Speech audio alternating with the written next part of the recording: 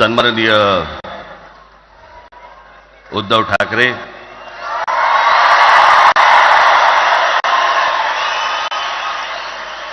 आणि माझ्या जमलेल्या सर्व तमाम मराठी बांधवांनो, भगिनींनो आणि मातांनो,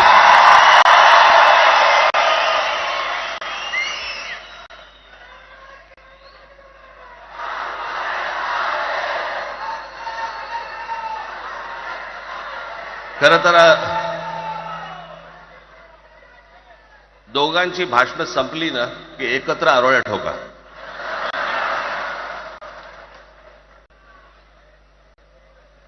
खरं तर आज मोर्चा निघायला पाहिजे होता.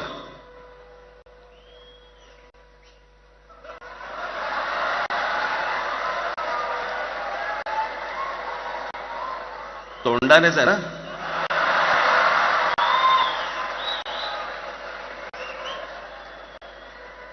बस बस, मोर्चा खरं तर निघायला पाहिजे होता.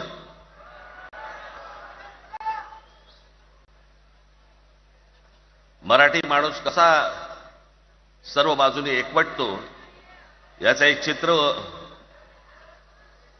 मोठ्या प्रमाणावरती उभं राहिलं असतं.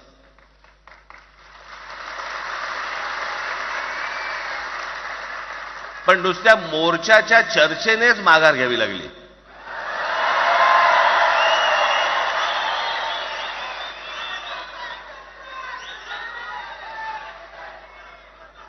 खरं तर आजचाही मेळावा हा खरं तर शिवतीर्थावरती मैदानात व्हायला पाहिजे होता.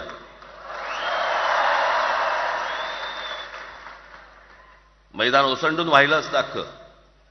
पण पाऊस आहे, पावसामध्ये सगळ्या ठिकाणी अशा प्रकारचे काही जागा मिळत नाहीत फारशा मुंबईमध्ये, आणि म्हणून आज तुम्हाला सर्वांना इथे यावं लागलं. मी बाहेर जे उभे आहेत त्यांची मी दिलगिरी व्यक्त करतो की त्यांना आज आतमध्ये येता नाही आलं, परंतु आता काही स्क्रीनवरती आठवा.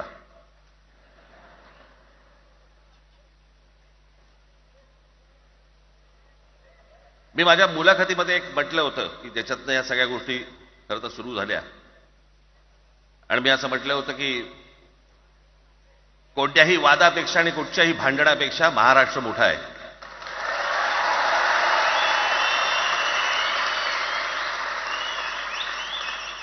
आज जवळपास 20 वर्षानंतर मी आणि उद्धव आम्ही एका व्यासपीठावरती आज येतो आहोत.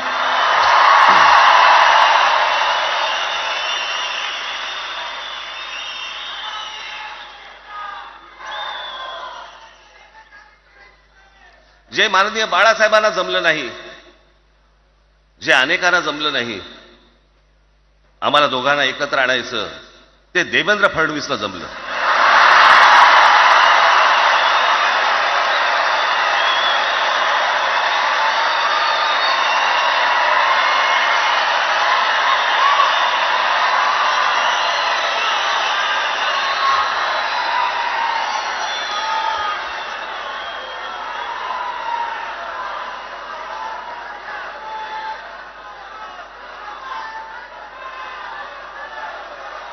आता बऱ्याच सगळे चॅनल्सचे सगळे कॅमेरे तिकडे लागले, इकडे लागले, इकडे लागलेत. आता संध्याकाळी सगळं सुरू होईल. आता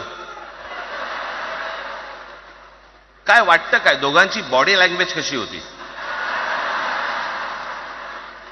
कोणी कमी हसलं का, कोणी जास्ती हसलं का, कोणी बोलतायत का? आपल्याकडे मूळ विषय सोडून इतर गोष्टींमध्येच फार रस असतो अनेकांना. खरं तर आजचा हा मेळावा,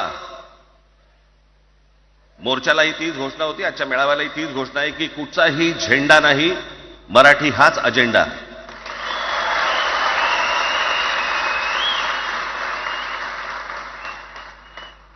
माझ्या मराठीकडे, माझ्या महाराष्ट्राकडे वेडावाकड्या नजरेने पाहायचं नाही कोणी.